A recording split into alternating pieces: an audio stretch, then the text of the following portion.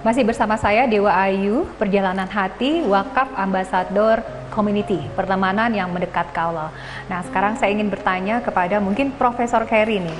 Ya kan, tadi kan udah dijelaskan sama Profesor Kerry bagaimana Profesor Kerry akhirnya tergerak ikut menjadi ini ya, anggota dari pembina. Wakaf Ambasador. Oh, pembina ya, pembina Wakaf Ambasador Community gitu. Tugas pembina apa, Bu? Tugas pembina biasanya membina ya. Iya, membina. Tapi biasanya kita sebetulnya saya lihat dalam komunitas ini tidak terbatas pada posisi dalam organisasi ya. Siapapun bisa memberikan ide, siapapun bisa memberikan inspirasi. Hanya kan kalau dalam organisasi itu biar ada yang ngurusnya, maka dibuatlah struktur seperti itu. Sebetulnya utama dari kami ini adalah kebersamaan, saling menebar kebaikan, saling menyayangi gitu ya. Fasabikul khairat utamanya. Betul, itu.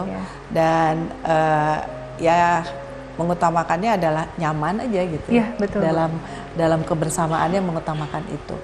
Dan tentu ini juga yang apa ya istilahnya yang ditebarkan oleh ini ibu-ibu ketua dan ibu-ibu pendiri yang luar biasa ini gitu ya. Saya juga udah melihat ini adalah satu hal yang inovasi baru gitu ya dalam kita menyiapkan kehidupan, tidak hanya kehidupan dunia tetapi juga kehidupan akhirat. Betul. Yang ya tentu inovasi ini juga didukung oleh adanya fatwa MUI gitu ya mengenai tata kelolanya sesuai dengan syariah. Gitu. Jadi dikuatkan oleh hal tersebut. Kemudian yang paling penting adalah kadang-kala kita itu ingin tahu bagaimana konkretnya gitu ya. Kita mewakafkan itu semakin yakin kalau kita tahu konkretnya bagaimana kemanfaatannya. Gitu. Oleh karena itu ke depan tentu saya juga mengajak teman-teman yang ada dalam komunitas ini, yuk sedikit-sedikit kita mempunyai sedikit ya apalah visi atau cita-cita ke depan gitu. Selain kita menitipkan juga kepada Nazir Wakaf, mungkin ke depannya juga bisa kita membuat suatu hal yang memang langsung terasa oleh masyarakat yang saat ini itu adalah black hole atau itu adalah lubang yang belum tersentuh siapapun misalnya.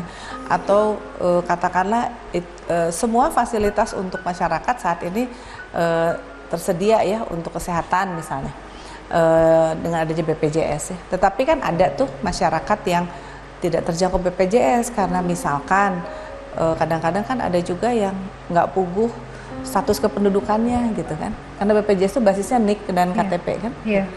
Nah yang kayak gitu bagaimana, kan tetap harus diurus kalau ada apa-apa. Nah itu mungkin nanti semua hadir untuk itu.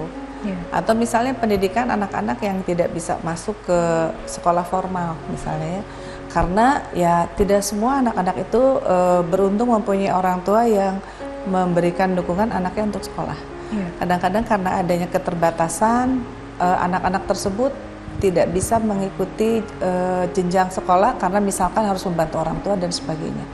Nah kalau yang seperti ini tentu solusinya kan harus simultan ya. Jadi orang tuanya dibantu, anaknya kita masukkan ke dalam sekolah, tapi dengan inovasi pembelajaran yang penting capaian pembelajarannya tercapai gitu. Jadi tidak belajar dalam satu kelas, tetapi belajarnya mungkin sambil dia kerja atau bagaimana, tetapi mungkin kita masukkan nanti pada akhirnya punya ijazah. Yang penting jangan sampai ada yang nggak bisa baca tulis. Rasanya kita bilang masa sih ada yang nggak bisa baca tulis gitu ya? Ada Bu. Jadi ada beberapa anak-anak yang nggak bisa baca tulis juga masih kelihatan di mana, di Kota Bandung juga masih ada gitu. Intinya mereka yang katakanlah yaitu tadi mungkin bukan penduduk ya, pendatang, tapi juga kondisi orang tuanya mungkin kadang ada pemulung, kadang ada juga mereka yang tunawisma gitu ya, sehingga kan status kependudukannya nggak jelas. Nah yang kayak begini ini yang kita harus coba ada yang concern gitu ya Bu. Concern untuk itu. Insya Allah ya Kak Payun. Betul. Kedepannya dengan ibu-ibu kita membuat satu hal yang konkret. Intinya adalah dengan kita melihat suatu hal yang konkret, manfaatnya jelas, tentu semangat kita semakin kuat. Iya betul. Nah mungkin saya juga ingin bertanya ya kepada ibu-ibu semua ini mungkin satu persatu gitu. Ketika kita menjalankan amanah ini gitu kan pasti akan ada program kerja ke depannya gitu kan. Ini kan semua masing-masing pengurus ya. Yes. Mungkin dari Ibu dulu ya, Bu Lulu dulu, selanjutnya dari bandara seperti apa sih programnya, atau dari bidang-bidang pengurusnya ada bidang-bidang lain atau gimana Bu? Yang menangani apa gitu di WAC jadi, itu? sebetulnya di komunitas ini kita bikin dalam pemerusan itu sesimpel mungkin. Sesimpel mungkin ya? Iya, sesimpel mungkin. Mengingat kesibukan Ibu masing-masing ya? Gitu. Jadi kita tidak terlalu banyak bidang-bidangnya, tapi yang penting yang krusialnya ini yang ada yang handle gitu kan. Nah, untuk jangka pendek ini ya, jangka pendek, kita kan ingin segera menciptakan gelombang wakaf, ingin segera tersampaikan kepada masyarakat banyak. Kemudian untuk jangka pendek, kita juga kemarin sudah sosialisasi untuk pembentukan komunitas WAC ini di Kota Jakarta. Insya Allah mudah-mudahan juga dari penonton perjalanan hati yang berdomisili di Jakarta, kita akan segera melakukan pembentukan komunitas WAC di Kota Jakarta. Mudah-mudahan bisa terrealisasi ketika selesai Hari Raya Idul Fitri. Kemudian insya Allah sih sudah dalam agenda kami akan dilaksanakan insya Allah akhir bulan Mei. Jadi rencana jangka pendeknya untuk mensosialisasikan di Jakarta, Ibu ya. Jadi untuk awal sih kita ingin pergerakan komunitas ini cepat seperti gurita lah gitu, menyentuh ke berbagai kota. Untuk awal ya akhir bulan Mei ini di Kota Jakarta.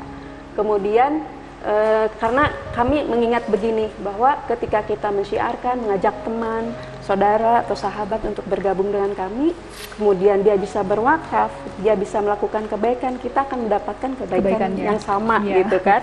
Nah, mudah-mudahan sih bisa segera terlaksana ke kota-kota lainnya. Amin, itu saja sih untuk sementara program. Jadi baru kami. Rencana jangka programnya jangka pendek dulu nih Bu. Belum ada jangka panjangnya. Jangka panjang yang tadi Teh. Yang jangka panjang kita punya sekolah untuk sekolah sekolah gratis, kemudian juga rumah sakit. Iya, jadi kita perlu teman-teman yang memang sejalan sama kita ya, yang sama-sama semangatnya, yang sama-sama satu visi satu misi juga buat kita gitu kan. Jadi perlu tenaga ekstra juga nih Bu Egy, sepertinya ya Bu Egy. Jadi Bu Egy nanti akan ikut ke Jakarta Bu. Ini juga Bu Sophie gimana? Mau ikut ke Jakarta juga Insya Allah? Semua kayaknya. Semuanya ya.